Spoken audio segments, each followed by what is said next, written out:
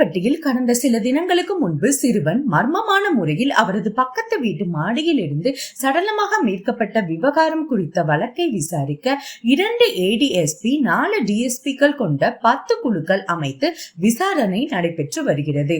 இதுவரை 36 சாட்சிகளிடமும் 9 சந்தேக நபர்களிடமும் விசாரணை நடத்தி வருகிறோம் என SP திரு ஆல்பர்ட் ஜான் தெரிவித்துள்ளார்.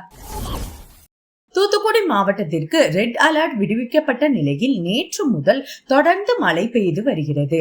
கடந்த 24 மணி நேரத்தில் அதிகபட்சமாக கோவில்பட்டியில் 365 மில்லிமீட்டர் மழை பெய்துள்ளதாக மாவட்ட நிர்வாகம் தெரிவித்துள்ளது.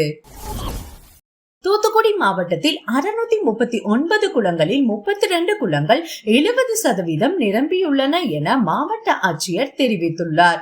ஓட்டப்பிடாரத்தில் உள்ள 2 குளங்கள் முழுமையாக நிரம்பி இருக்கிறது எனவும் செய்தியாளர்களிடம் தெரிவித்துள்ளார்.